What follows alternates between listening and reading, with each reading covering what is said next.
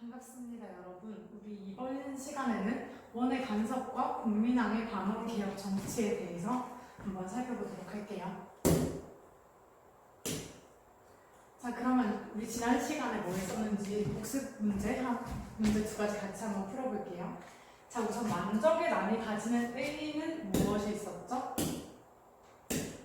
차별적 신분 질서를 극복하기 위한 신분 해방적인 운동이었다. 이 만적이 누구였나요? 이 만적은 천민이었습니다.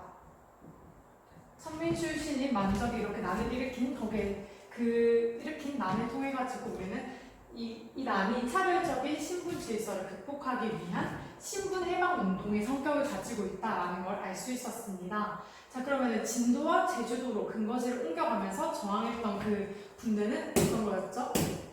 삼별초였습니다. 이 삼별초는 최씨 정권의 무력 기반이었죠. 최씨 정권의 무력 기반이었던 삼별초가 이렇게 3년 동안 진도와 제주도로 그렇게 근거지를 옮기면서 저항을 했습니다. 그러면 이 사람들이 장기 항전이 가능했었던 이유, 3년이라는 그 긴 시간 동안 이렇게 장기 항전을 할 수 있었던 이유에 대해서 우리가 지난 시간에 말했었는데, 제가 지금 시간 관계상 그렇게 다 설명을 못하겠지만, 네, 여러분 다들 기억하고 있을 거라고 믿습니다. 자, 그러면 오늘은 우리 고려에 대한 원의 내정 간섭에 대해서 배워보고, 또 그리고 원 간섭기에 이렇게 새롭게 개조한 권문세족의 특징에 대해서도 한번 살펴보도록 할게요. 자, 여러분 혹시 이 드라마를 아시나요? 이거는 기황후라고 하는 드라마였는데, 이 사람이 그냥 공녀로 거기에 끌려갔다가, 원나라에 끌려갔다가 여기에 황후 자리까지 올라가게 되는 그런 내용이었습니다. 네, 그냥 이 부분에 대해서는 그렇게 자세하게 다루진 않을게요. 그냥 이때 그 고려시대에서 공녀로 많이 끌려갔었는데, 그 중에서 이렇게 황후의 자리까지 올라간 사람이 있었다. 그래가지고 이 사람의 그 동생이 아니라 그 사람의 오빠였을 거예요. 네, 아무튼 그 사람이 기철이라고 하는 사람이 있는데, 이 사람이 권문세족으로서 원의 이 여동생의 그 힘을 등에 업고 굉장히 큰 권력을 많이 누리고 있었습니다. 네, 그러면 이렇게 기황후, 기철로 대표되는 권문세족에 대해서도 한번 같이 살펴보도록 할게요. 자, 우선 원의 내정 간섭을 받다 부분을 먼저 보면은 왕정 복구로 왕권이 회복되었습니다. 우리가 그 지난 시간에 말했듯이 몽골 세력들은 원나라는 계속해서 이 왕정을 복구시켜라 라고 했습니다. 왕을 다시 올리고 그리고 다시 개경으로 환도를 해라 라고 하면서 왕정 복구, 개경 환도와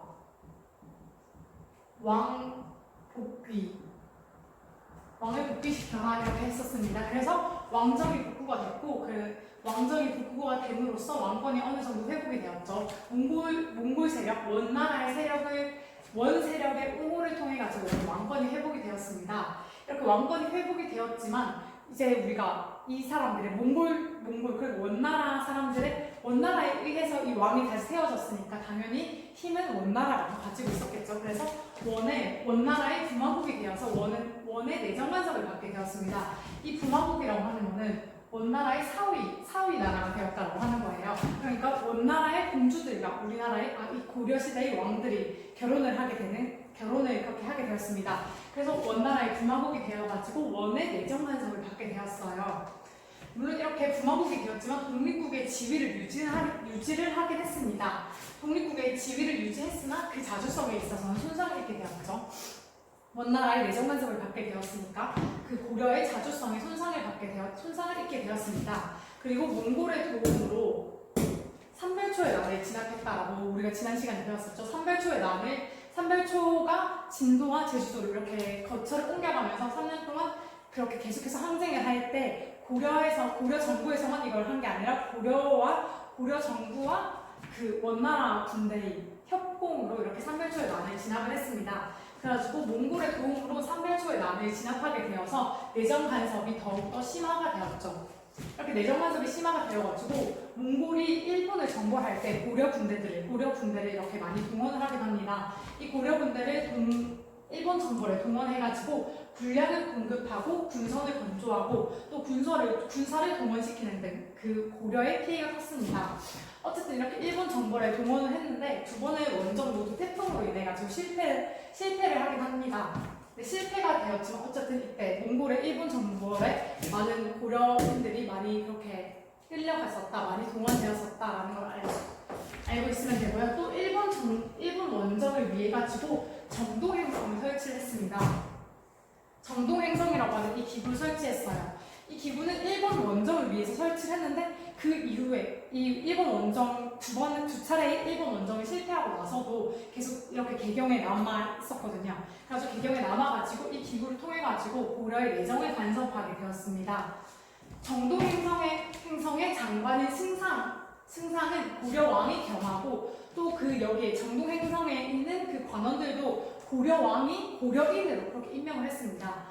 그래가지고 이 정동행성이 어쨌든 우리 고려 개경에 있어가지고 수도인 개경에 있어가지고 이렇게 고려의 내정 간섭을 했으나 이게 명의상 형식상의 그런 존재였어요. 어쨌든 여기에 대표인 장관도 고려 왕이 했고 거기 밑에 있는 사람들도 다 고려 왕이 혹은 고려 사람들로 구성이 되었었기 때문에 형식적인 그런 존재였습니다. 그래서 이 정동행성은 원과 고려의 의례적인 행사를 맡는 그런 역할만 했습니다. 이렇게 했는데 여기 정동행성의 부속기구인 이문소라는 곳에서 불법적인 사법과 행사가 굉장히 많았기 때문에 여기에서 폐단이 많았어요. 그냥 이 정동행성 역에서는 어쨌든 여기에 장관도 고려 왕이고 그 밑에 있는 사람들도 다 고려인인데 여기에 정동행성의 부속기구인 이문소가 불법적인 사법권을 행사해서 폐단이 많았습니다. 그냥 정동행성이 아니라 정동행성의 부속기구인 이문소에서 그렇게 많은 폐단이 있었습니다. 그리고 또 중앙에 이렇게 그 개경에도 이렇게 해놓고 나서 정동행성을 해놓고 나서 지방에도 원나라의 관부를 여러 개 설치를 했습니다. 그래가지고 고려는 결국 영토 일부의 지배권을 상실하게 되는 거죠. 원나라의 관부가 설치되었다라고 하는 것은 원나라가 그 부분을 자기들이 그렇게 장악을 하겠다라는 그런 의미를 가지고 있기 때문에 영토 일부의 지배권을 상실하게 되었습니다. 자, 여기 지역을 보면은 화주에는 쌍성총관부를 설치해가지고 촬영 이북의 땅을 차지를 하게 됩니다. 그리고 또 서경에는 동령부라는 걸 설치해가지고 자비령 이북의 땅을 차지해요. 그리고 또 제주도에는 탐라총관부를 두어가지고 일본 정벌을 위한 준비를 합니다.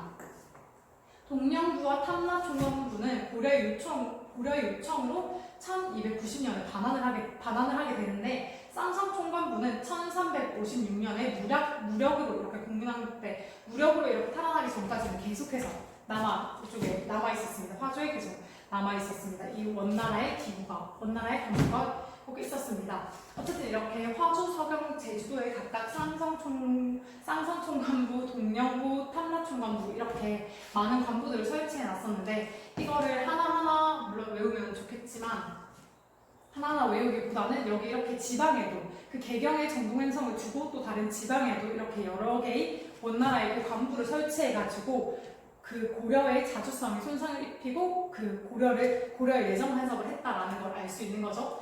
지방에도 이렇게 설치를 해가지고 영토 일부의 지배권을 고려가 고려 영토 일부의 지배권을 상실하게 되었습니다. 그리고 또 원나라의 강요에 의해 가지고 전반적으로 중앙 관제가 개정이 되었어요. 그러니까 우리가 그냥 이렇게 고려라는 독립된 국가로 있었지만 물론 그 이후에도 독립국가로 남아야는 있었지만 그 자주성에 손상을 입었다라고 말을 했었죠. 그래가지고 그 전에 이렇게 성원이라고 하는 이게 굉장히 높은 부서라고 해야 되나 그런 부분을 말한다고 제가 저번에 말을 했었는데 이랬던 성과 원으로 돼 있었던 게 부와 사로 그렇게 낮춰지게 됩니다. 그 관제에서 격화가 되는 거죠. 그래서 중서문화성과 상서성이 있었는데 이게 결국 첨의부로 바뀌게 되고 육부는 사부로 축소가 되고 추미로는 밀직사 그리고 어사대는 감찰사로 이렇게 변하게 되는데 이게 어쨌든 원나라의 강요에 의해 가지고 중앙 관제가 격화되었다. 이 관제가 개정되었는데 이게 격화되었다라는 것을 여러분들이 기억을 하고 있으면 될 것 같습니다. 충렬왕 이후에는 원의 부마국이 되었는데 그래가지고 황제 칭호에 비기는 것을 피하기 위해서 묘호를 왕으로 바꿨어요. 이렇게 묘호를 황제, 그 전에 우리가 황제국으로 그렇게 연호를, 독자적인 연호를 막 그렇게 사용하기도 했었는데, 이제 우리는 원나라의 군화국이기 때문에 4위 정도의 나라이기 때문에 황제 칭호, 원나라 황제 칭호에 비기는 것들을 다 피해야 했던 거죠. 그래가지고 묘호를 왕으로 고치고, 또 이렇게 보면은 짐이라고 했던 왕이 본인을 취한 그렇게 하는 짐을 고로 바꾸고, 폐하를 전하로 바꾸고, 태자를 세자로 이렇게 바꾸게 되는데, 이것 또한 어쨌든 다 격화된 그런 상황이라는 걸 알 수 있는 부분이죠. 그리고 또 여러 명목으로 금, 은, 포 등의 곡물들이 강요했어요. 근데 이때 이거는 일반 조세 이외에 원나라에 대한 곡물을 부과한 거예요. 그러니까 그 사람들에게 이 일반 민들이 내는 그 세금에서 일부를 그냥 원나라에 이렇게 떼주는 그런 개념이 아니라 일반 조세는 그대로 걷는데 또 원나라에 보내야 되는 그 조세는 또 새로 걷는 거죠. 그래서 이렇게 일반 조세 외에 원에 대한 곡물을 한 번 더 걷게 되니까 그 일반 민들의 부담이 가중이 되었습니다. 그리고 또 공려와 신관까지 요구해가지고 고려의 고통이 굉장히 컸어요. 우리가 아까 전에 봤던 기황후 그 나왔었는데 좀 뭐 기황후처럼 뭐 황비 맞나요? 그렇게 되는 경우는 거의 없었고 어쨌든 그냥 이렇게 여기에 있는 우리 고려에 있는 그런 여자들을 많이 끌고 가게 되어가지고 네 그렇게 고려의 고통이 굉장히 컸습니다. 그리고 약 80년 만에 양국 원나라와 고려 사이에는 인적, 경제, 문화적인 교류가 굉장히 활발하게 이루어졌어요. 어쨌든 이렇게 뭐 우리에게서 뭐 곡물 같은 것들, 세금 같은 것들을 많이 가지고 가고, 막 공려와 신관까지 가지고 가지만 어쨌든 간에 둘이 굉장히 끈끈하게라고 말하면 뭔가 좀 이상하긴 한데 어쨌든 이렇게 엮여 있는 사이이기 때문에 양국 사이에 원나라와 고려 사이에 굉장히 많은 교류들이 활발하게 이루어졌습니다. 왕실과 상류층에서는 몽골식 이름과 몽골어를 사용하는 경우들이 많아졌고요. 또 몽골 일복과 몽골의 변발이 유행을 했습니다. 이렇게 몽골 일복과 변발이 유행했다라는 거를 세 글자로 뭐라고 하는지 혹시 아시나요? 몽골풍이라고 합니다. 네, 몽골풍이라고 합니다. 왕실과 상류층에서 중심으로 이렇게 원나라의 그 몽골의 그런 풍속 같은 것들이 많이 유행을 하게 된 거죠. 이게 그거일 거예요. 이게 그 변발이 종류가 되게 많은데 여기 있는 사람들은 여기 이 몽골 사람들은 여기에 이렇게 네 여기에 이렇게 해가지고 있고 뒤에 이렇게 여기만 이렇게 있고 나머지는 다 비어 있는 뒤에 여기만 꼬랑지로 남아 있는. 네, 아무튼 이 그림처럼 이렇게 되어 있는 상황이었습니다. 이게 왜 우리가 지금 보기에 저런 게 왜 유행을 했을까라고 생각을 하겠지만 이때는 네, 그렇게 몽골과 원나라와 많은 교류가 있어가지고 이렇게 몽골 일복과 변발 같은 것들이 많이 유행을 했습니다. 그리고 또 고려에서 몽골의 일복과 변발 같은 뭐 생활 모습 같은 것들이 유행을 했던 것처럼 원나라에서도 고려의 일복과 음식 및 생활 양식이 영향을 많이 미쳤어요. 그러면은 고려의 그 원나라의 문화가 고려에 유행하는 게 몽골풍이었으면은 고려의 문화가 원나라에 유행한 거는 뭐라고 하는지 아시나요? 고려양이라고 합니다. 몽골풍과 고려양 이렇게 어쨌든 굉장히 이때 많은 인적, 문화적인 그런 교류가 굉장히 많이 있었다라는 걸 알 수 있습니다. 네. 그래가지고 결국 이게 몽골풍과 고려양이 심해져가지고 나중에 그 각각 나라에서 다 금지를 시키기도 하거든요. 좀 그거를 많이 억압시키기도 하는데 어쨌든 이 사람들이 굉장히 많은 교류를 했다. 몽골계 고려에서 유행한 거는 몽골풍이었고 고려계 몽골에서 유행한 거는 네 고려양이었습니다. 그리고 그럼 네 고려 왕족의 혈족혼을 비난을 했습니다. 그 원나라에서 고려 왕족의 혈족혼을 비판을 했어요. 이 혈족혼은 나중에 다른 데서 좀 더 나올 텐데 이때 고려 왕족들 간의 근친혼이 굉장히 많았거든요. 근친혼이 굉장히 많이 성행을 하고 있었기 때문에 얘네 이런 혈족혼을 비판을 하게 되고 또 고려의 노비 제도를 개혁하라고 그렇게 요구를 하기도 합니다. 어쨌든 이거는 고려의 반발 그런 것들을 인해 가지고 결국 실행이 되지는 않았습니다.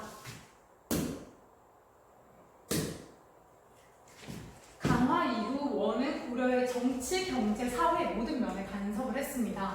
고려의 타격이 컸으나 주관은 존속되었다라고 하는데 이 주관이 존속되었다라고 하는 게 독립국이 유지되었다라는 뜻이죠. 아까 전에 초반에 말했던 것처럼 독립국의 지위가 유지가 되었습니다. 하지만 타격이 컸다라고 하는 것은 아까 전에 그 자주성에 훼손을 입었다.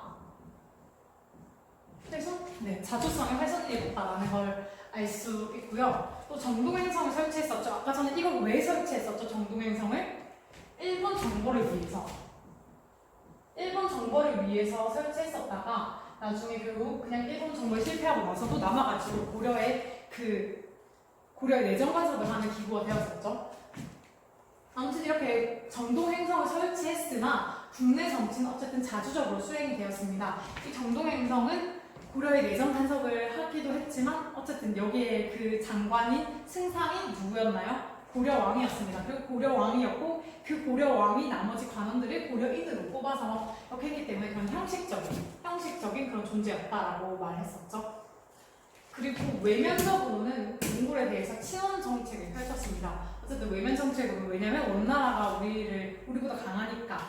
우리보다 강하기 때문에 우리는 주마국의 지위이기 때문에 친원 정책을 펼치고 있었지만 내면적으로는 반감을 가지고 있었던 거죠. 아무래도 이 사람들의 자주성을 굉장히 그렇게 자주성을 훼손당하는 그런 일이었기 때문에 내면적으로는 반감이 온존하고 있었습니다.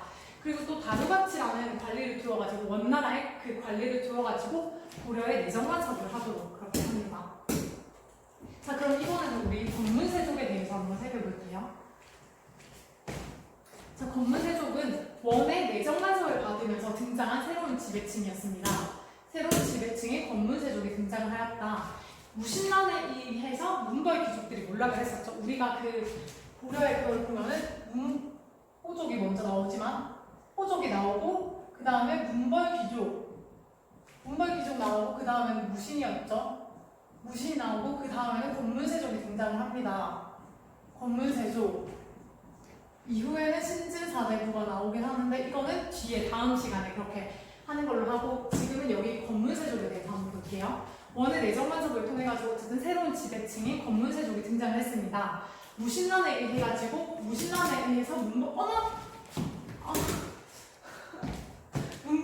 문벌 귀족이 몰락을 했습니다. 그래서 무신들이 집권을 하게 되었고 무신 정권 붕괴 후에는 새로운 지배 세력이 대두했습니다. 이 새로운 지배 세력이 무신 정권 붕괴 후에 등장한 새로운 지배 세력이 권문세족이었다. 이 권문세족은 문벌 귀족과는 그 성분에 있어서 차이가 있었습니다. 문벌 귀족은 어떤 사람들 중심이었는지 기억이 나나요? 문벌 귀족은 문신 귀족들이 중심이었습니다. 문신 귀족들만 이렇게 좋은 것들을 많이 차지하고 있었는데 어쨌든 이때는 이 권문세족에서는 무신들이 존재를 했습니다. 이 무신들은 무인 집정 몰락 후에도 무신 세력들이 어느 정도 존속을 했기 때문에 이 사람들이 권문세족으로 이렇게 들어오게 되는 거죠. 그러니까 여기에 있었던 무신 정권에 그렇게 하고 있었던 무인 집정들은 망했어요.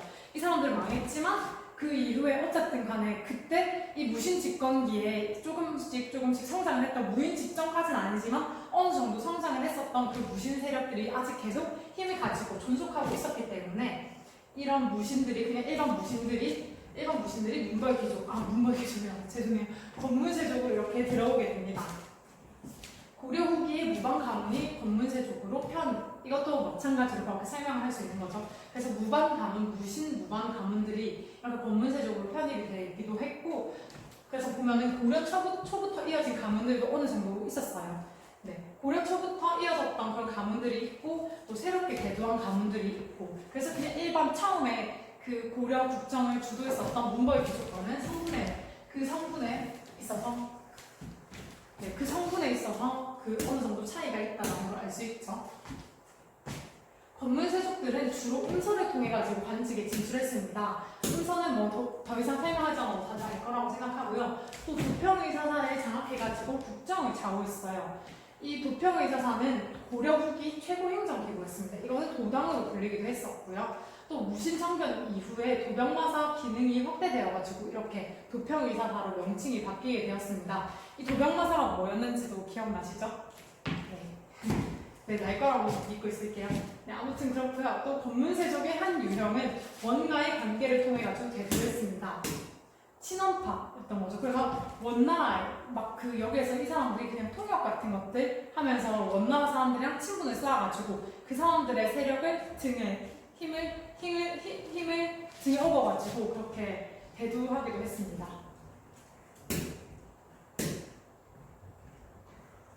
그리고 충성 때 고기교서의 재상지종을 열거해놨는데 이게 그거였을 거예요. 뭐지? 결혼할 수 있는 그거였던 걸로 기억하거든요. 네. 아무튼 이렇게 재상지종 결혼할 수 있는 그 시라고 해야 되나? 아무튼 이 부분에 대해서 제가 아마 이거 뒤에 그 결혼 부분 나올 때 또 더 나올 것 같아서 우선은 넘어가고요. 권문세족은 고려 말에 높은 관직을 차지했고 정치 권력을 장악했습니다. 도평의 사사에 합조해가지고 국정을 운영을 했어요. 권문세족들이 결국 네, 그 우리가 다들 문벌귀족 때도 그랬고 무신정권 때도 그랬듯이 계속해서 그 집권의 정치 권력을 가진 사람들이 높은 관직들을 자기들만 차지했었잖아요. 그것과 마찬가지로 그 높은 관직을 차지하고 정치 권력을 장악을 했습니다. 그리고 최고 정무기관인 도당에서 중요 국사를 결정했어요. 그래서 이렇게 도당이라는 그 회의 기구에서 중요 국사를 결정했기 때문에 왕권이 조금 약화가 되었다라는 걸 알 수 있고, 또 이 사람들도 권문세족들도 그 이전과 마찬가지로 대토지를 변경했습니다. 불법적인 토지 집적을 통해 가지고 그 사람들이 부를 축적하게 되었죠. 농장은 여기 이 대토지인 농장은 면세 면역의 특권을 지니고 있어요. 그러니까 여기서 일하는 사람도 세금을 안 내고, 네, 이 농장을 가지고 있는 사람들도 그 세금을 안 내는 그런 면세 면역의 특권을 지니고 있는 게 농장이었어요. 그래가지고 이렇게 대농장을 자기들이 변경함으로써 사적 지배력이 굉장히 강화되었습니다. 이 권문세족들은 문화적 소양과 거리가 멀고 친원적인 성격을 가지고 있어요. 우리가 그 불교를 안 배웠죠. 네, 그 불교하고 문화 같은 것들에 대해서 배우면은 그때 고려 초기에 문벌 귀족들이 그렇게 장악을 하고 있을 때 문벌 귀족들이 장악을 하고 있을 때는 그 문화가 굉장히 크게 발전을 하거든요. 근데 그랬던 문벌 귀족이 있었던 그런 고려 초기와 달리 이제 이 권문세족들은 문화적 소양과 거리가 멀었고 친원적인 그런 성격을 가지고 있었습니다. 당연하겠죠. 원나라의 세력을 등에 업고 자기들 힘을 얻은 거기 때문에 친원적인 성격을 가지고 있었습니다. 그리고 이 사람들은 정치 권력을 유지하고 자기들의 경제 기반을 존속하기 위해서 원나라의 세력을 이용했어요. 그리고 새로운 개혁을 반대했고 보수적인 사회 세력이었어요. 왜냐하면 자기들이 지금 원나라를 통해가지고 이렇게 살고 있는 자기들이 굉장히 힘이 강한 상태잖아요. 그래가지고 새롭게 개혁을 하면 자기들의 힘을 잃을 수도 있으니까 새로운 개혁에 반대하는 그런 보수적인 사회 세력이 되었습니다. 네, 차이에 대해서 보면은 무반이나 구원 세력 등 새로운 성분으로 구성. 이거는 그 문벌 귀족과의 차이입니다. 앞에도 말했었는데 문벌 귀족과의 차이로 다시 한번 보시면 될 것 같고요. 무반이나 구원 세력 등 새로운 성분으로 구성이 되었습니다. 문벌 귀족은 그 몇몇 계속 이어져 오던 그런 가문들이 있잖아요. 그런 가문과 달리 무신들이나 아니면 구원 세력, 원나라의 힘을 얻은 친원파들이 이렇게 새로운 성분으로 구성이 되기도 했고요. 또 현실적인 관직을 통해 가지고 정치 권력을 행사했습니다. 이 사람들은 가문이 아닌 관료적인 성향을 가지고 있었어요. 이 문벌 귀족들은 그냥 자기들 그 가문이면은 그냥 게임 끝이었던 거죠. 그런 사회였었잖아요. 고려 초기가. 네, 그랬었는데 이제 이 사람들은 그 현실적인 관직을 자기들이 독점하면서 이렇게 관료적인 성향을 가지게 되었습니다.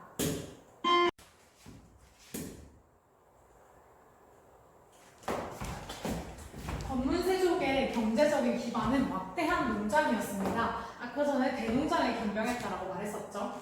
네, 이렇게 전시가 체제는 이미 12세기에 이렇게 전시가 체제가 동요가 됐었고 무신정권으로 이 전시가 체제가 분리가 되었습니다. 우리가 전시과를 아직 수업을 안 했네요. 네, 어쨌든 그렇게 되었고요. 이렇게 무신정권으로 인해 가지고 결국 전시과가 이렇게 붕괴가 되었습니다. 그래가지고 이 사람들은 그냥 막대한 농장을 변경을 하면서 자신의 경제적인 기반으로 삼았습니다. 개경환도 이후에는 전시과 대신해서 녹과전을 지급을 했습니다. 이것도 그냥 마찬가지로 땅 그거 관련된 그런 건데 아무튼 이렇게 전시과 대신해서 녹과전을 지급을 했습니다. 권문세족의 대토지, 농장이라고 했습니다. 대토지였던 대농장은 면세 면역의 특권을 가지고 있어서 사적 지배의 성격을 가지고 있다고 말했어요. 그냥 이 사람들이 그 땅의 주인이라고 해야 되나? 네, 아무튼 그냥 이렇게 사적 뭐라고 설명을 해야 될지 뭐라고 설명을 하면 여러분들에게 잘 쉬울지 잘 모르겠지만 아무튼 이렇게 사적 지배의 성격을 가지고 있었습니다. 농장 소유주는 토지에 대한 조세, 세금을 납부하지 않아도 됐고요. 또 정호도 국가의 공부, 요역 등을 부담을 하지 않았습니다. 네, 부담을 하지 않았습니다. 대토지 경병은 원단석기에 본격화되었습니다. 이렇게 원단석기에 본격화되어가지고 고려 멸망까지 계속해서 이 대토지 경병이 지속이 되었어요. 그리고 사패를 받은 사전에 의해가지고 토지를 확대하기도 했어요.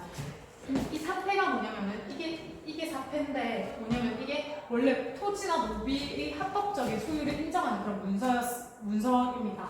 그럼 사패를 받은 사전을 통해 가지고 토지를 확대했는데 이 사패가 문제가 되는 게 그냥 부당하게 모수사패, 부당한 그냥 가짜로 만든 이런 모수사패를 받아가지고 이 사람들이 대농장을 경병을 하는 경우도 있었고 또 사패를 안 받았는데 사패를 받은 척하면서 대토지를 대농장에 그렇게 경병을 하는 경우도 있었습니다. 그래가지고 이게 문제가 되었었죠. 그리고 또 자본을 이용해가지고 개간을 해서 토지를 확대하는 그런 경우도 있었어요. 수탈을 견디지 못한 농민들이 권문세족에게 투탁, 그럼 권문세족에게 이렇게 그냥 들어가는 거죠. 그 사람들의 노비로 이렇게 들어가는 그런 현상들이 일어나가지고 인구가 집중되는 그런 상황이 벌어졌습니다. 또 농장의 발달로 토지에 대한 국가의 공권력이 약화되었어요. 이 농장이 아까 전에 말했듯이 그 지주나 전후나 다 세금 조세를 내지 않는 조세, 요역, 공부 이런 것들을 다 해당하지 않는다라고 했습니다. 그래서 이게 사적 지배의 성격이 강하다라고 했어요. 사적 지배의 성격이 강해지면은 당연히 이 공권력이 약화가 되겠죠. 사적인 것과 공적인 것은 반대되는 그런 느낌이니까. 네, 공권력이 약화되었습니다. 공전의 침식, 그래가지고 녹과전 지급이 되지 않았고 국가 지배의 국민이 감소했습니다. 이 사람들이 그냥 다 투탁해가지고 그쪽으로 가기도, 권문세족에 이렇게 가기도 하는 경우들이 많이 일어나가지고 국가가 지배하는 그런 국민들이 많이 감소했습니다. 그래서 국왕과 신진 관료들은 농장을 협파해가지고 토지 제도를 정비하려고 그런 새로운 것들, 토지 제도를 정비하기 위해서 노력을 했습니다. 그 공민왕 때 승려 신돈을 등용해가지고 전민 변정도감을 설치를 했고 또 편민 18사로 이렇게 펼치면서 이렇게 토지 제도를 정비하기 위해서 노력을 했습니다.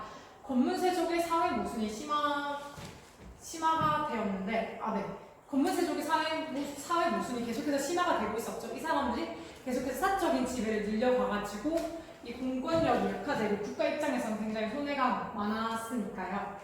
네, 그래가지고 이렇게 사회 모순이 심화되어서 이렇게 새롭게 토지 제도를 정비하고 새롭게 국민왕이 개혁을 펼치려고 했는데 그 원나라와 친원파들의 그런 권문세족들의 압력과 반발로 의해 가지고 이 개혁은 실패를 하게 됩니다. 그럼 국민왕의 개혁에 대해서 한번 보면은 수탈을 견디지 못한 권문세족이 저 부분은 다음 시간에 그렇게 하려고 했는데 제가 PPT를 잘못 만들었나요? 여러분 죄송해요. 아무튼 그러면 우리 오늘 배운 부분에 대해서 문제 2개를 같이 한번 풀어볼게요. 고려 후기에 새롭게 대두한 지배층은 어떤 사람이었냐? 답을 제가 잘못 적었네요. 이 지배층은 권문세족이었습니다. 그럼 이 권문세족의 특징은 뭐가 있었죠? 고려 초기 그 문벌 기속과 다른 게 무반도 있었고 무반과 친원파들이 이렇게 등장을 했다. 여기에 들어갔다. 그리고 이 사람들은 가문을 중심으로 하는 게 아니라 관료적인 성향을 가지고 있었다. 반려적인 성향을 가지고 있었다라고 말했습니다. 네, 그럼 두 번째 문제를 한번 보면은 몽골과 강화를 맺은 후에 변화된 고려의 지위는 여기는 제대로 적었네요. 원나라의 군화국이 되었습니다. 원나라의 군화국 사위 나라가 되었기 때문에 그 고려의 지위가 낮아졌죠. 어쨌든 독립국의 지위는 유지했어요. 고려라는 그 독립국을 유지하긴 했는데 거기에 자주성에 손상을 입어가지고 그 지위가 낮아졌다라고 말을 했습니다. 자, 여러분, 그러면 이번 시간은 여기까지 하도록 하고 다음 시간에 다시 만납시다.